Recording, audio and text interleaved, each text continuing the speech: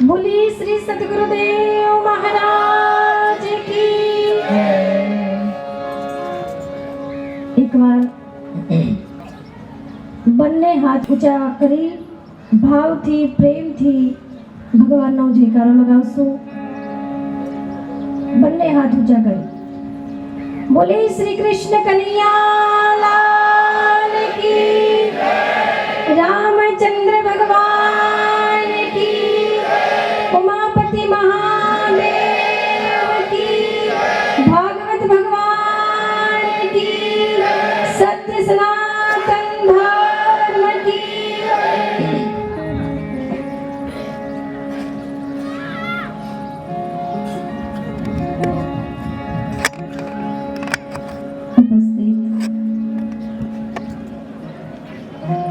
भगवत भक्तों,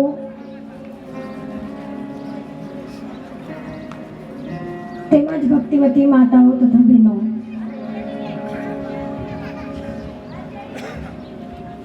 સૌથી પહેલા મનને ભાગવતમય બનાવવા માટે ભજન સંકીર્તન કરશું। બધા જ તાલી પાડીને ધૂનની અંદર સાથ આપજો। गोविंद गोविंद गाइए रे, भजो राधे गोपाल कृष्ण गाइए। गोविंद गोविंद गाइए रे, भजो राधे गोपाल कृष्ण गाइए।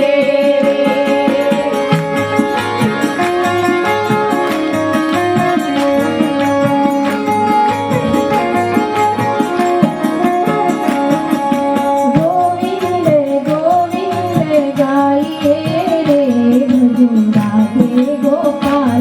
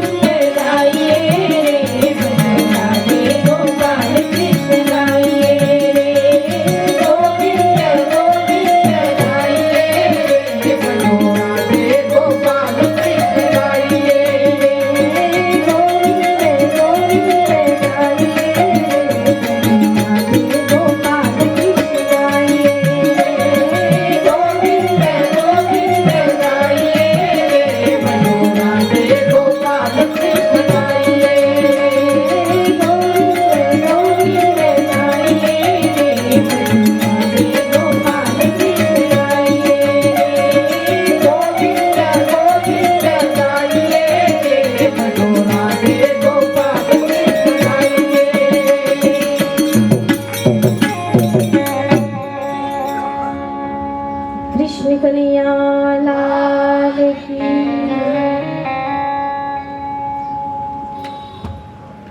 ઉપસ્થિત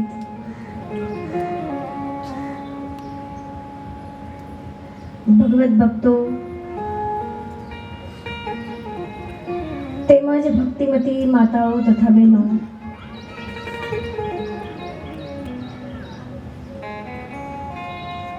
सर्वस्व श्री राधा गोविंद के चरणों में समर्पित करीने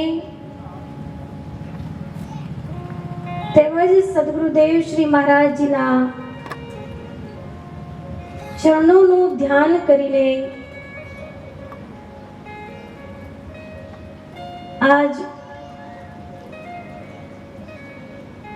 આ જ્ઞાન રૂપી યજ્ઞની અંદર આપણે બધા પધાર્યા છીએ.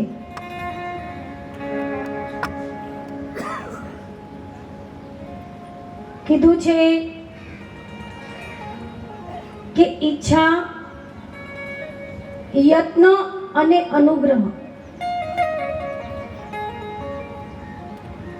ત્રણેય જ્યારે મળે છે ત્યારે વ્યક્તિનો સંકલ્પ સિદ્ધ થાય છે. એક તો વ્યક્તિના મનની અંદર ઈચ્છા પ્રગટ થવી, જેમ હિંમતભાઈએ કીધું, ભાઈ 10 વર્ષથી ઈચ્છા હતી કે એક ભાગવત રૂપી જ્ઞાન યજ્ઞ કરવો છે.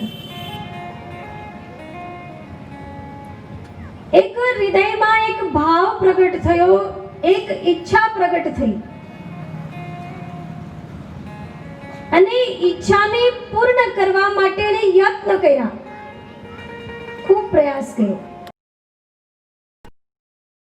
કેવલ ઈચ્છા માત્રથી કાર્ય સિદ્ધ નથી થતું.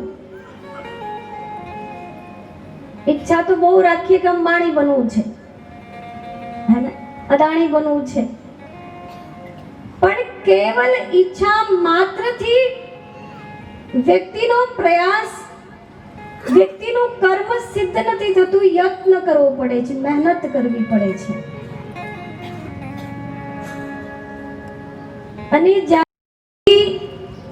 પોતાના ઈચ્છાને પૂર્ણ કરવા માટે જ્યારે પ્રયત્ન કરે છે અને ભગવાનનો અનુગ્રહ થાય, કૃપા થાય, તો એને પોતાના સંકલ્પને સિદ્ધ કરવામાં કોઈ જ નથી રોકી શકતું. એની ઈચ્છા પૂર્ણ થતી હોય છે. અને અગર સંકલ્પ શુદ્ધ છે, શાસ્ત્ર કહે છે કે વ્યક્તિનો સંકલ્પ શુદ્ધ છે તો એ સંકલ્પને પૂરો કરવા માટે સમગ્ર દેવી દેવતાઓ પણ આ કાર્યની અંદર જોડાઈ જતા હોય છે. દેવી દેવતા સહયોગ આપે છે, પ્રકૃતિ સાથ આપે છે.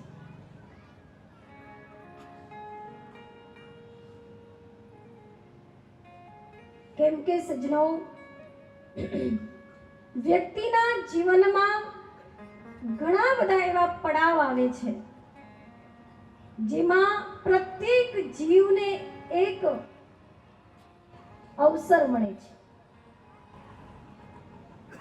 અને અમુક અવસર એવા હોય છે કે જે એક જ વાર મળે છે.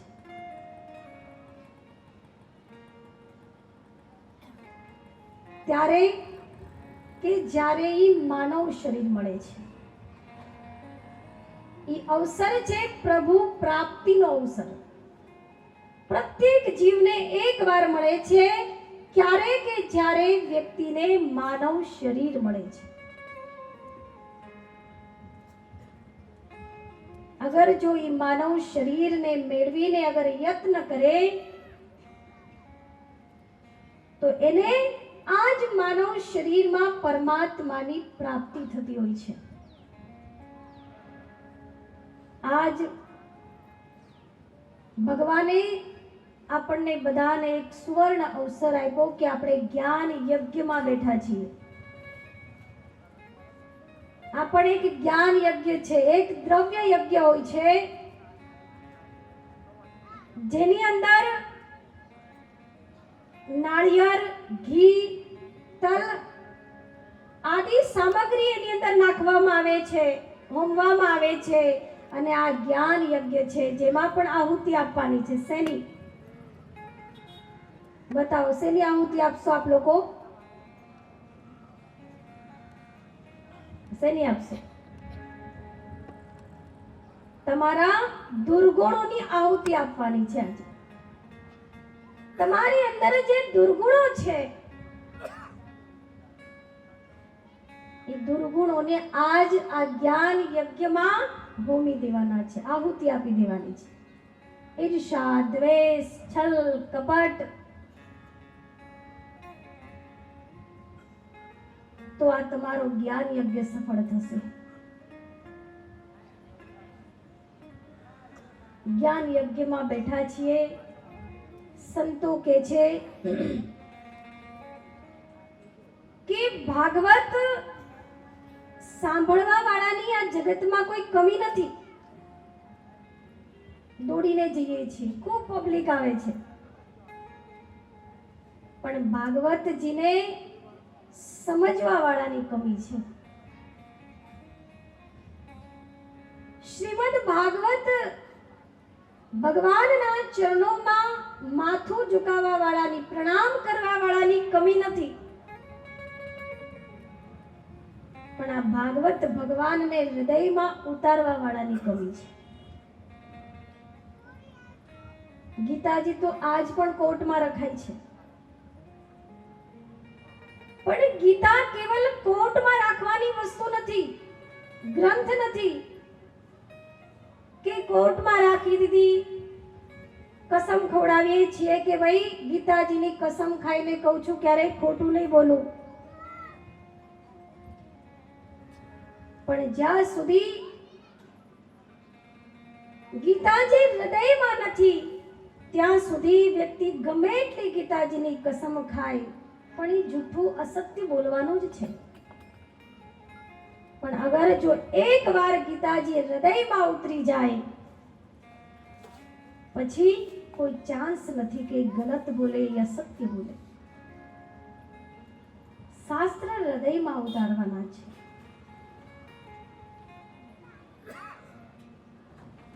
જ્યારે ધર્મ ગ્રંથ વ્યક્તિના હૃદયમાં ઉતરી જાય છે, હૃદયને સ્પર્શ કરી જાય છે, તો વ્યક્તિના જીવનમાં ચેન્જ આવે છે, પરિવર્તન આવે છે.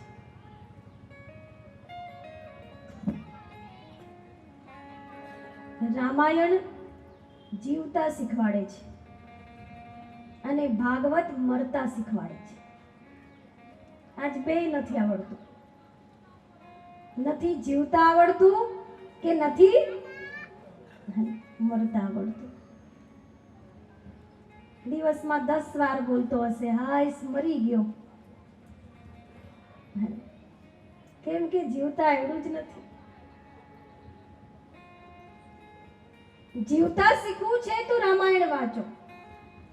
રામાયણ બતાવે છે જીવન કેવું હોવું જોઈએ. ભાગવત કથા છે ને એક દર્પણ છે, એક અરીસો છે. જેમ અરીસાને સામે રાખો તો વ્યક્તિ જેવા છે એવા દેખાય છે.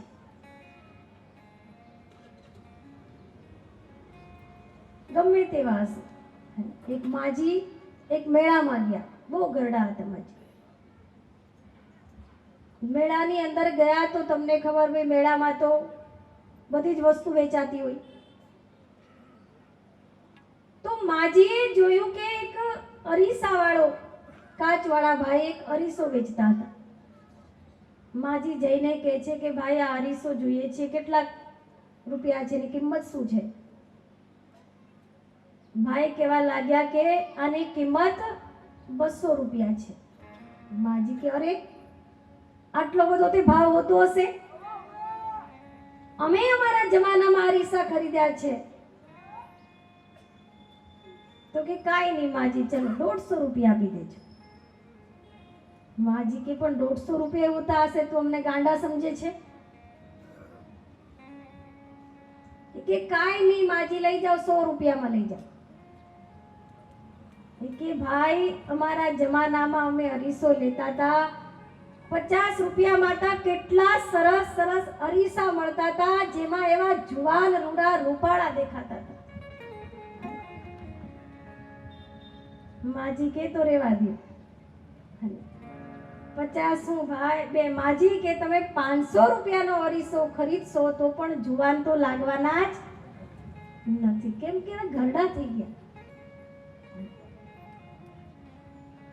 અરીસો જેવા છે એવા બતાવે છે. આપણે કેવા છીએ દર્પણ સામે રાખો. तुलसीदास जी महाराज કહે છે કે અગર જીવનને દર્પણ બનાવી દેશો તો આ દર્પણ તમને બતાવશે કે તમારી અંદર કઈ કમી છે. અને વ્યક્તિને કમી દેખાય તો કમીને દૂર કરવાનો પ્રયાસ કરે. એટલે રામાયણ જીવતા શીખવાડે છે અને ભાગવત મરતા શીખવાડે છે. આજ મરતાય નથી આવ્યું. મોત તો પરીક્ષિત રાજાનું પણ આવ્યું, પણ એને મોતને સુધારી લીધું. અને દરેક વ્યક્તિને એક દિવસ મોત આવવાનું છે. એમાંથી તો કોઈ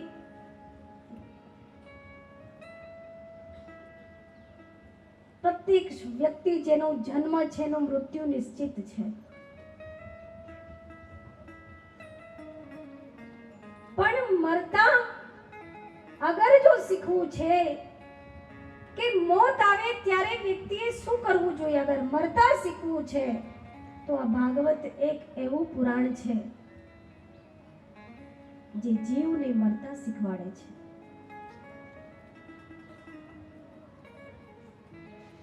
અને જ્યારે મોત આવે ત્યારે વ્યક્તિએ શું કરવું જોઈએ એ ભાગવત બતાવે છે. સૌથી પહેલા ભાગવતનું મહાત્મય છે. સુંદર ભાગવતનું મહાત્મય બતાવે છે. કેમ કે દરેક ગ્રંથ જ્યારે વાંચવામાં આવે છે ત્યારે એનું મહત્વ, એનું મહાત્મય બતાવવાનો એક રિવાજ છે. એનું માતમ શું છે, શા માટે વાંચવામાં આવે છે. તો ભાગવત શું છે? તો ભાગવતનો સુંદર અર્થ બતાવ્યો છે કે ભ એટલે ભક્તિ, ગ એટલે જ્ઞાન, વ એટલે વૈરાગ્ય અને ત એટલે તત્વ. ભક્તિ, જ્ઞાન અને વૈરાગ્ય રૂપી જે તત્વ છે એનો અનુભવ કરવો એ જ ભાગવત છે. ભક્તિ શું છે? ભાવથી ભગવાનને અર્પિત કરવામાં આવે એ ભક્તિ છે. જેમાં ભાવ છે, છલ નથી, કપટ નથી. નિશ્ચલ ભાવથી જે ભગવાનને અર્પણ કરો એ ભક્તિ છે. જ્ઞાન શું છે? તો કે પોતે પોતાની આત્માને જાણીને ધ્યાન કરવું એ જ્ઞાન છે. હું કોણ છું? શરીરને ચલાવનાર કોણ છે? એ આત્મ તત્વને જાણવું એ જ્ઞાન છે. અને વૈરાગ્ય એટલે મનને સાંસારિક વસ્તુથી હટાવીને ઈશ્વરના ધ્યાનમાં, ભજનમાં લગાવવું એ ધ્યાન છે, એ વૈરાગ્ય છે. વૈરાગનો અર્થ એ નથી કે ભાઈ ઘર છોડીને સાધુ બનવું. મનને વાળવાનું છે. વાળીને એને ઈશ્વરના ધ્યાનમાં લગાવવાનું છે, વૈરાગ્ય છે.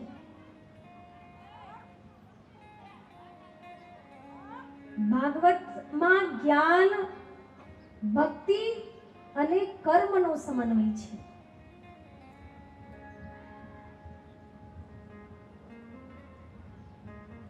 કેમ કે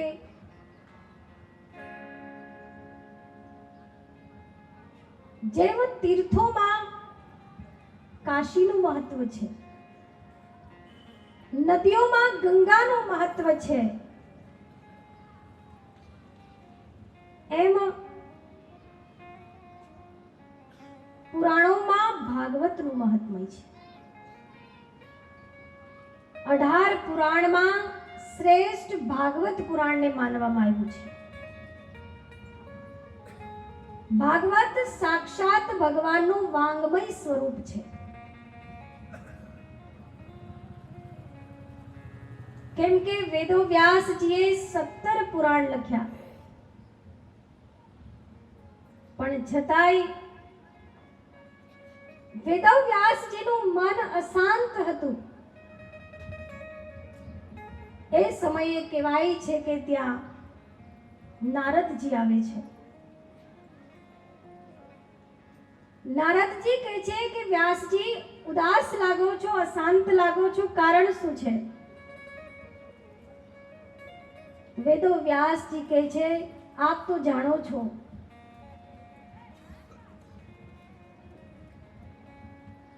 કે મેં અનેક પુરાણની રચના કરી છે, 17 પુરાણ લખ્યા, પણ છતાંય કંઈક અધૂરું લાગે છે, કંઈક કમી લાગે છે.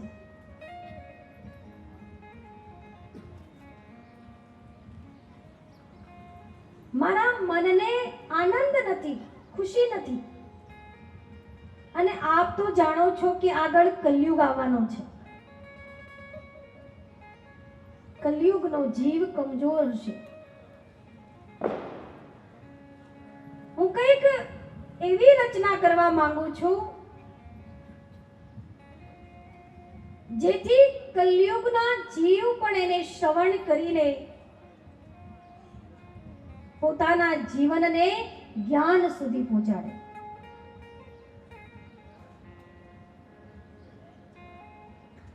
કંઈક ઉપાય બતાવો. ભાગવત સમાધિ ભાષામાં લખેલો ગ્રંથ છે, કોઈ જેવો તેવો ગ્રંથ નથી. આપને વિચાર કરતા કે વેદો વ્યાસજીને જે યાદ આવ્યું એ લખી નાખ્યું, નહીં. સમાધિ ભાષામાં લખેલો ગ્રંથ છે શ્રીમદ ભાગવત પુરાણ. વેદવ્યાસજીએ પોતાની આંખોને બંધ કરી પરમાત્માના ધ્યાનમાં મનને કેન્દ્રિત કર્યું છે અને એમને જે અંદરથી ભાવના પ્રગટ થઈ એ બોલતા ગયા.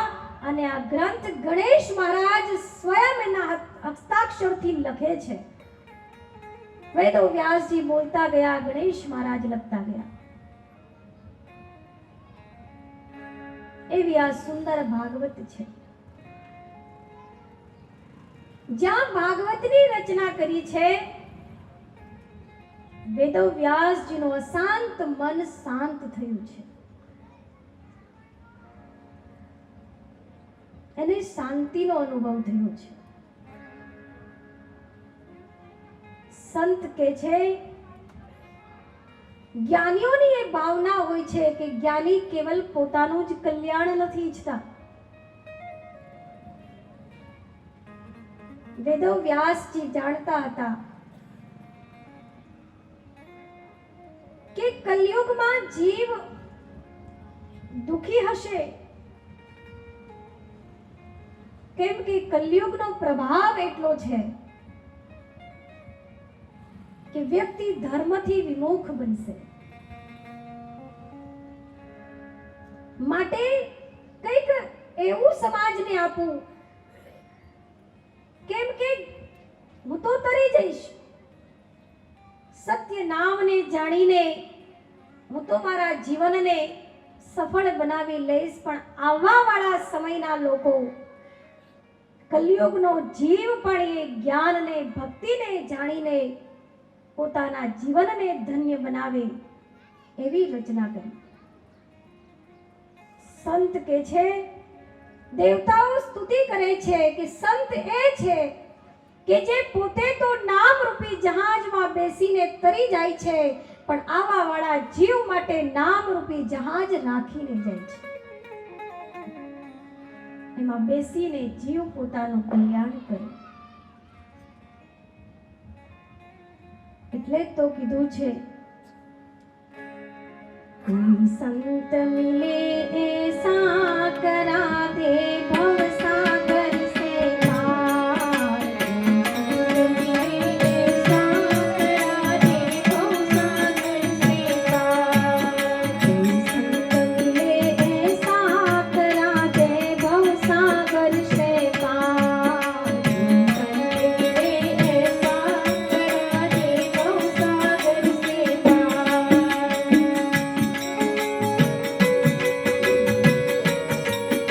मिले ऐसा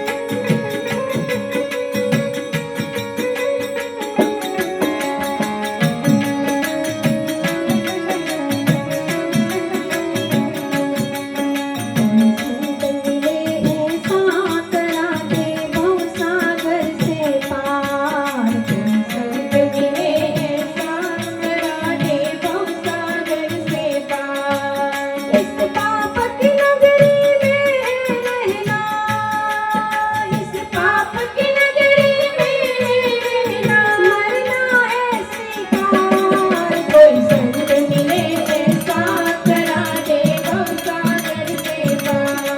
कोई संत मिले ऐसा करा दे भव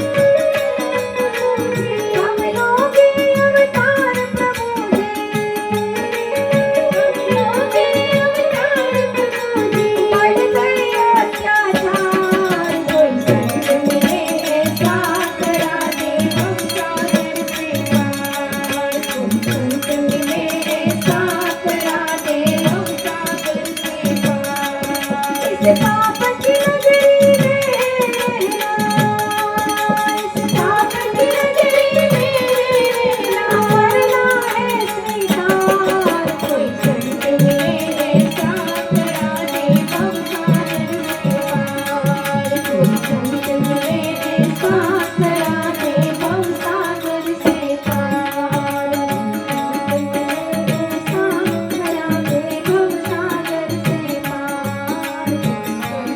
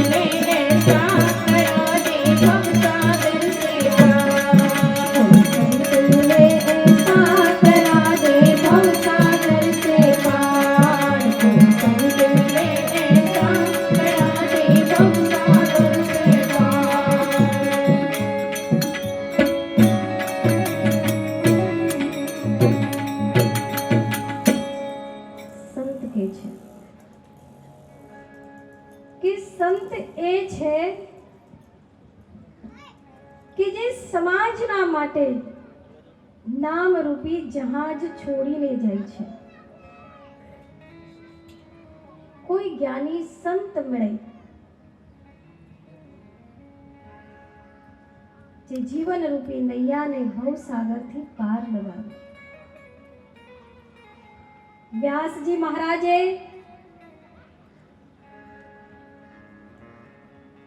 શ્રીમદ ભાગવતની રચના કરીને આ સમાજના ઉપર એક બહુ મોટો ઉપકાર કરેલો છે.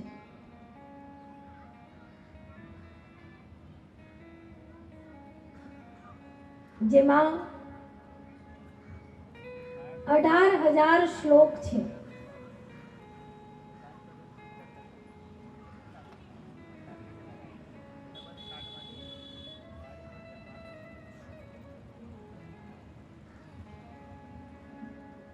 વેદો વ્યાસજી વિચાર કરે છે કે ભાગવતની રચના તો કરી, ભાગવત રૂપી વ્યંજન તો તૈયાર કરી દીધું, ભોજન તૈયાર છે, પણ આને પીરસનાર તો કોઈ ગોતવો પડશે. ભાગવત હું કોને સંભળાવું? પુત્ર છે, પણ પુત્રને કેવલ નિરાકારમાં રસ છે, એને સાકારમાં કોઈ રસ નથી, એની લીલામાં કોઈ રસ નથી. સુખદેવ મુનિ નિરાકારમાં ધ્યાનમાં મસ્ત રહેતા હતા, પણ છતાંય થયું પિતાજીને કે ચાલ થોડુંક ચખાડું તો ખરા. ઘણી વાર ખબર ને, માં બહુ સરસ જમવાનું બનાવે, છોકરાને કે જરા ચાખતો ખરા. છોકરો કે નહીં, મને નહીં ભાવતું. પણ છતાંય માં શું કરે છે? જબરજસ્તીથી એને થોડું ચખાડી દે છે કે જરાક ચાખી તો લે, ખા નહીં તો કાંઈ નહીં. અને જ્યારે જરાક ચખાડે છે પછી જો એને એવો રસ આવે છે, અગર ભાવે છે તો ઓર માંગે છે, હજી લાવો. વ્યાસજી મહારાજ કહે છે કે જરા ચખાડી તો જો. વ્યાસજી મહારાજે 2-3 શ્લોકનું ઉચ્ચારણ કર્યું અને જ્યાં 2-3 શ્લોક ગાય છે, સુખદેવ મુનિની અંદર જે ભાવ પ્રગટ થયો છે, ઈચ્છા પ્રગટ થઈ કે ઓર સંભળાવો. નિરાકારમાં ધ્યાનમાં મસ્ત રહેવા વાળા ભાગવતને સાંભળે છે, પ્રેમથી શ્રવણ કરે છે. સુખદેવ મુનિ એટલો રસ આવ્યો, કેમ કે ભાગવત રસથી ભરેલો છે. અમૃત છે. પીબત ભાગવતમ રસમાલયમ. રસ કોઈ લૌકિક નથી, અલૌકિક રસ છે. કેરી હોય, તમે પૂછો કેરી કેવી છે તો લોકો કહેશે બહુ મીઠી, અમૃત જેવી છે. પણ ભાગવતને આપણે કદાચ કેરીની સાથે સરખામણી કરીએ કે એનો રસ મીઠો છે, પણ છતાંય કેરીમાં ગોટલા છે ને છોતરાઈ છે, પણ ભાગવતમાં નથી ગોટલા કે નથી છોતરા, કેવલ રસ, અમૃત રસ છે. જેણે આ અમૃત રસ પીધો છે પછી નથી ઘરના રહ્યા કે નથી બહારના રહ્યા, ભાગવતમય બની ગયા છે. બહારના રસ ચાખીએ, નશા કરીએ ને કદાચ થોડીક વાર કરતા હશે ને, બધાને ખબર છે. કોઈને બીડીનો નશો હોય, આ ભાગવતમાં બધું આપીને જવાનું છો. આ બધા રસ ચાખો છો ને રોજ, બીડીનો રસ, તમાકુનો રસ, માવા, આ બધા રસ અર્પણ કરીને જવાનું છે. બીજું કાંઈ ના આપો તો કંઈ નહીં, આટલું તો આપીને જજો મને. હું જોતી હતી રસ્તામાં, દાદા લોકો બેસી ગયા અને બરાબર બીડી કાઢીને સળગાવી.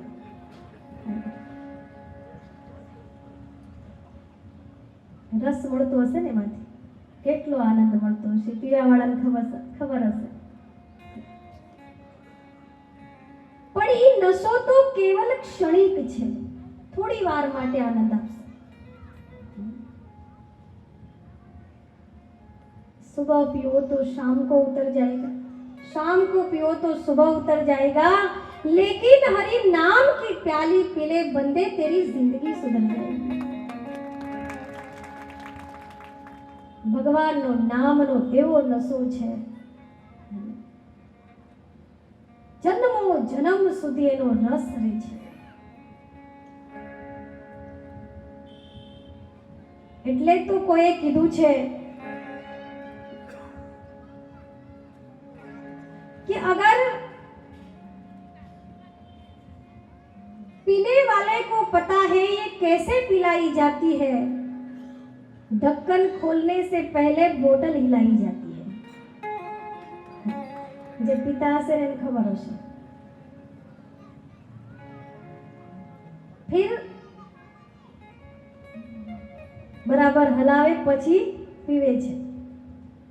પછી શું? तो के भरी महफिल में फिर आवाज लगाई जाती है, भरी महफिल में आवाज लगाई जाती है, आ जाओ गम के मारे इस सत्संग पंडाल में, यहाँ तो मुफ्त में पिलाई जाती है. आ पण एक मय खानु छे, शराब घर छे.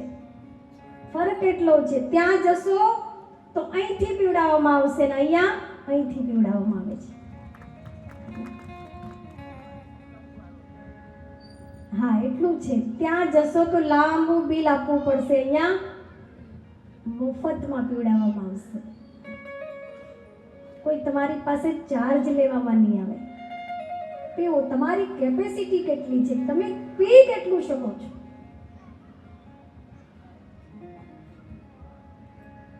કેટલી તાકાત છે તમારી.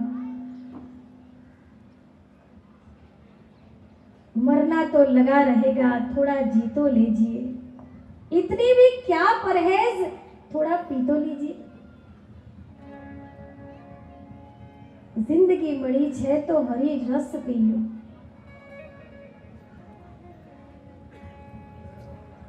એટલે કીધું છે, लोग पीते हैं पी पी के गिरते, हम तो पीते हैं गिरते नहीं हैं. लोग पीते हैं पी पी के गिरते, हम तो पीते हैं गिरते नहीं हैं.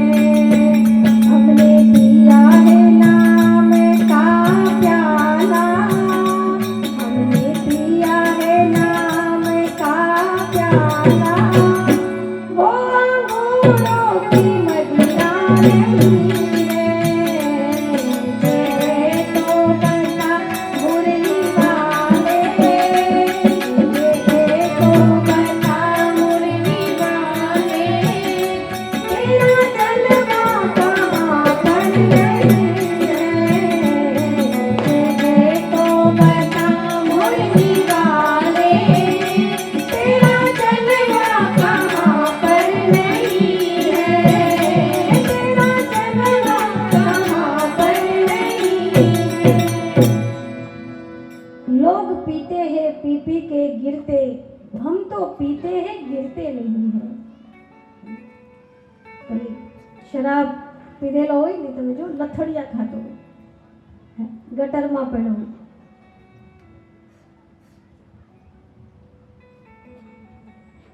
એકવાર હું સત્સંગમાંથી આવતી હતી, એક ભાઈએ બરાબર પીધેલો હશે, રોડ ઉપર પીધો તો મેં જોયું રીતસર કૂતરા એનું મોઢું ચાટતા હતા. સુંદર જીવન પરમાત્માએ આપ્યું છે, પણ જિંદગીની કિંમત ના કરી. પીઓ, અમૃત પીઓ.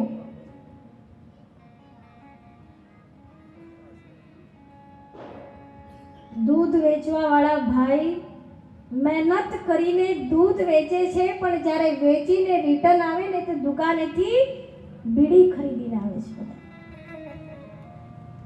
દૂધ જેવી અમૃત વેચે છે અને જહેર ઘરે લઈને આવે છે. આ સમાજની પરિસ્થિતિ છે.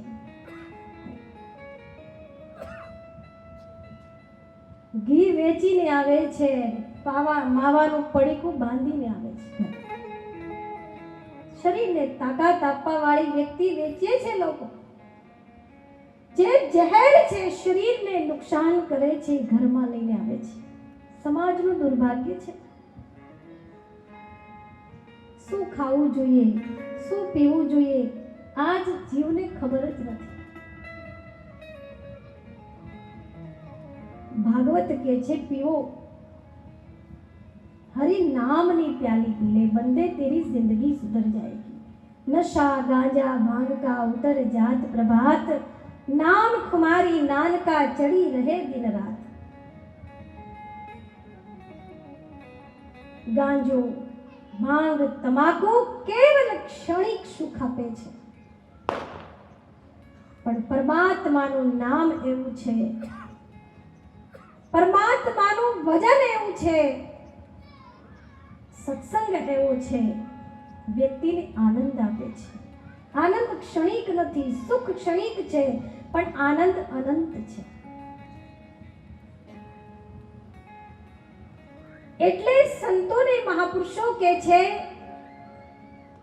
કે આ જિંદગી પરમાત્માએ આપી છે.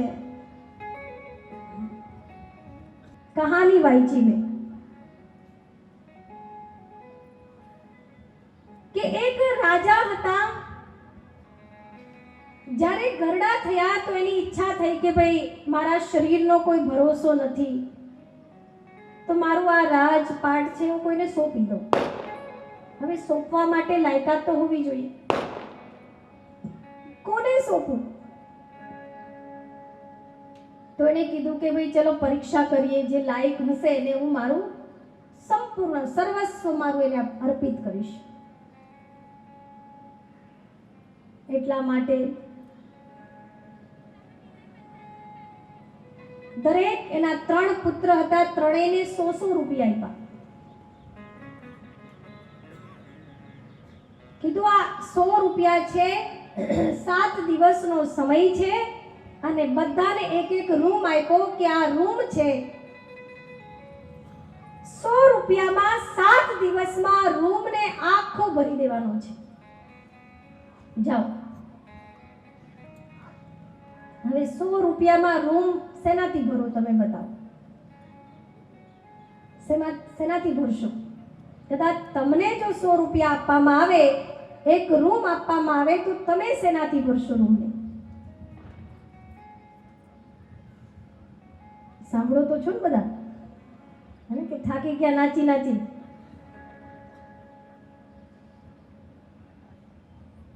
તો જરા જવાબ આપતા રહેજો, મને ખબર પડે બધા કથામાં જ છો. અત્યારે પાછા તો અડધાનું તો મગજ બીજે ચાલતું હશે. વચ્ચે એક જગ્યાએ વાળી કથા હતી, મેં પૂછ્યું એક બેનને, મેં બેન કથા બહુ ગમી. કે એવું તો કાંઈ નથી. પણ મને એવું લાગતું હતું કે તમને કથામાં બહુ આનંદ આવતો હોય, ધ્યાનથી સાંભળતા હતા. એ કે ના ના એવું તો કંઈ નથી, કે ક્યારની તમને ધારી ધારીને જોતી હતી, યાદ કરતી હતી કે મેં તમને ક્યાંક જોયા છે.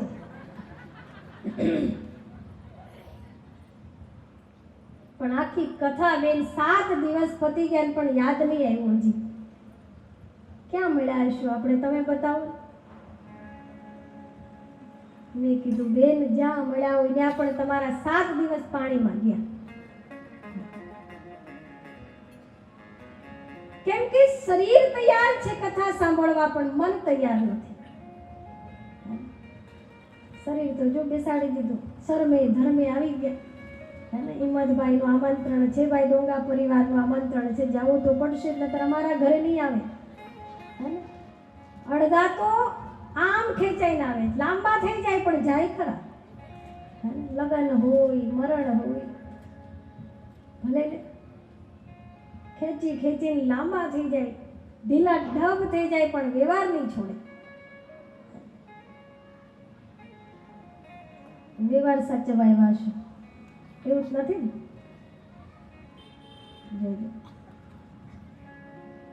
જ્ઞાન યજ્ઞમાં બેઠા છો તો આજ ભૂલી જજો. પટેલ છો, ડોંગા છો, જે મનની અંદર ભરેલું છે ને બધું ખાલીને બસ કેવલ ગોપી ભાવ પ્રગટ કરજો જીવનમાં. બસ કેવલ કૃષ્ણની ગોપી છો, બીજું કઈ જ નહીં. ગોપી ભાવ પ્રગટ થાય તો ભાગવત હૃદયમાં ઉતરે. ગોપી તન્મય થઈ ગઈ. સુખદેવ મુનિ તન્મય થયા, બધું ભૂલી ગયા, મોતને પણ ભૂલી ગયા કે 7 દિવસમાં મારે મરવાનું છે, મોતને પણ ભૂલી ગયા, એટલા તન્મય થઈ ગયા. અને આપણા તો મનનું ઠેકાણું નથી, વિચારતા હશે ક્યારે પૂરું કરે, હવે હજી પાછું સાંજે આવવાનું છે.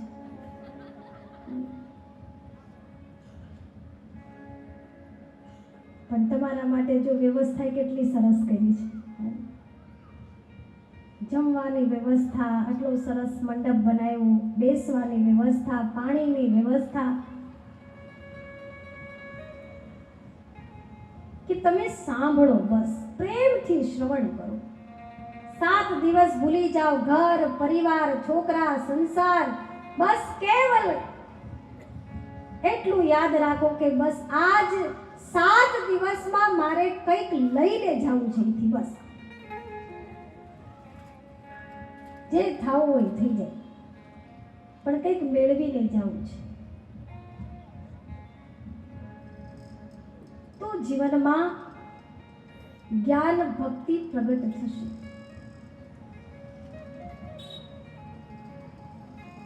કેમ કે સુખદેવ મુનિ, પરીક્ષિત રાજા, ધુંધકારી બધાય તન્મય થઈ ગયા, શરીરનું ભાન ભૂલાઈ ગયું છે. એટલે રાજાએ કીધું કે 100 રૂપિયામાં રૂમને આખો ભરી દેવાનો છે. એમનો એક પુત્ર વિચાર કરે છે કે અરે 100 રૂપિયામાં તે શું આવતું હશે, એના કરતા ચલો ખાઈ પીને મોજ ઉડાવી લઈએ. બરાબર 250 ગ્રામ સમોસા લીધા, બરાબર ખાધા, પછી એક બાટલી પીધી અને 100 રૂપિયા પૂરા કરી દીધા. બીજો પુત્ર વિચાર કરે છે કે 100 રૂપિયામાં શું આવે, એને તો આખા ગામનો કચરો ભેગો કર્યો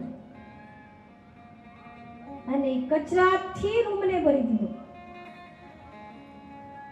ત્રીજો વ્યક્તિ વિચાર કરે છે ભાઈ 100 રૂપિયામાં હું શું કરું.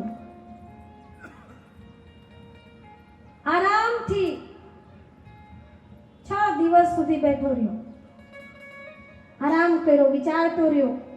7મા દિવસે ઊભો થાય છે અને એનું કાર્ય શરૂ કર્યું. 7 દિવસ પતી ગયા એટલે રાજા આવે છે.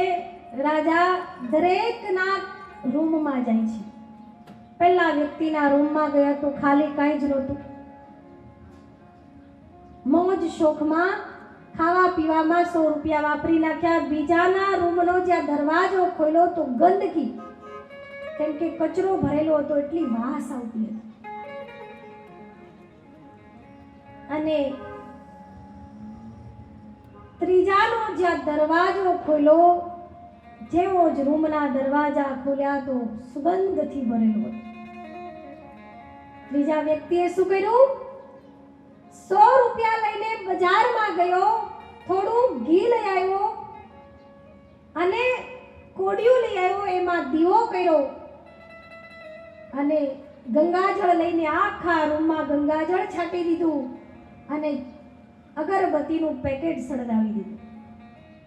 આખો રૂમ પ્રકાશ અને સુગંધથી ભરાઈ ગયો.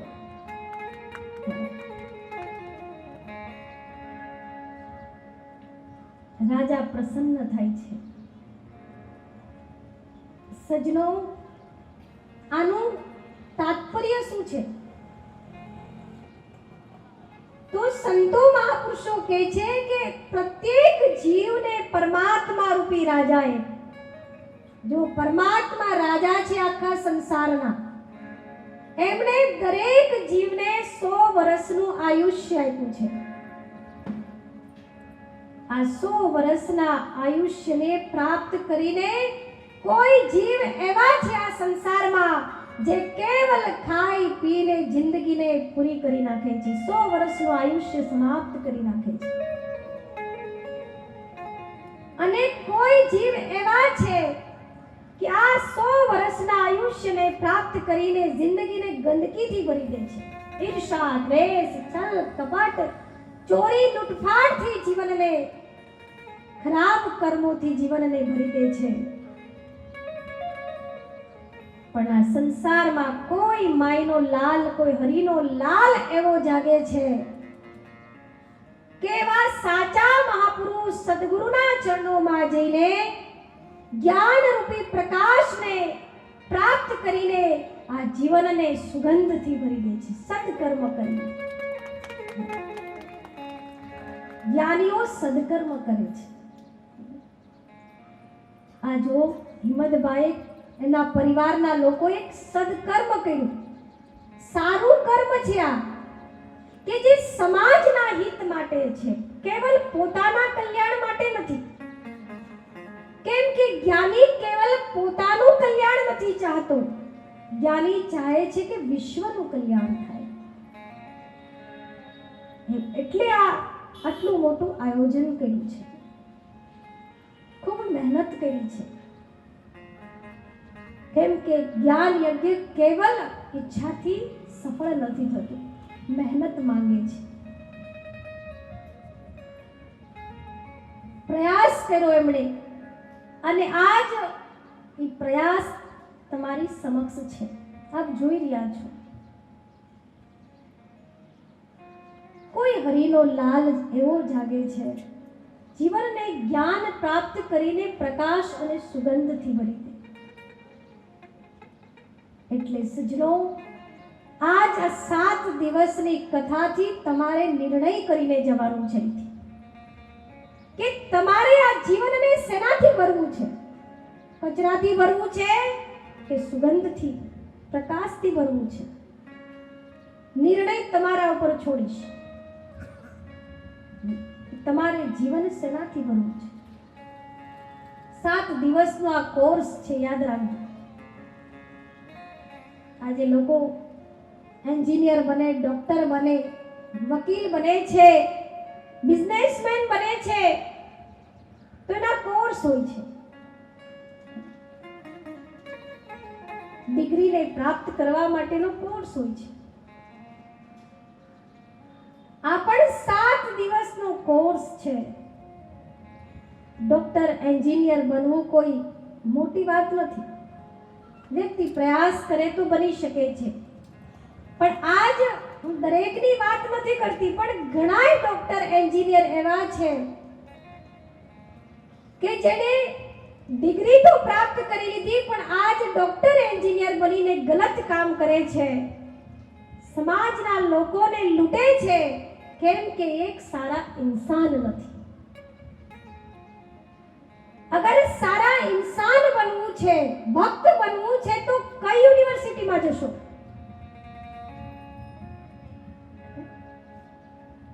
એન્જિનિયર, ડોક્ટર બનવા માટે તો સમાજમાં ઘણી બધી કોલેજો છે, યુનિવર્સિટી છે, પણ ભક્ત બનવા માટે, સજ્જન બનવા માટે આ એક યુનિવર્સિટી છે. ડોક્ટર, એન્જિનિયર તો મા બાપે બનાવી દીધા, પણ એક સારો ઇન્સાન ન બનાવ્યો. કેમ? કે એના મા બાપે એને સારી ધાર્મિક આધ્યાત્મિક યુનિવર્સિટીમાં એડમિશન નથી અપાયું. એટલે ડોક્ટર તો બન્યો પણ ઇન્સાન ના બન્યો, માનવ ના બન્યો. આપણે માનવ બનવાનું છે. કેમ કે માનવ જીવન તો મેળવું પણ માનવતા નથી. આજ માનવ દાનવ બનતો જાય છે. કેમ? આધ્યાત્મિક થી દૂર છે, સત્સંગ થી દૂર છે. એટલે સત્સંગ છે એ જીવન જગાડે છે, ભાવ જગાડે છે. સંતો કહે છે અગર જીવનમાં પરિવર્તન આવશે તો કેવલ સત્સંગથી આવશે. જીવન અગર સુધરશે તો કેવલ ભાગવત કથાથી સુધરશે. અગર જીવ મોહ માયાથી મનને હટાવીને ઈશ્વરના સાનિધ્યમાં ભજનમાં લગાવશે તો કેવલ સત્સંગથી લાગશે.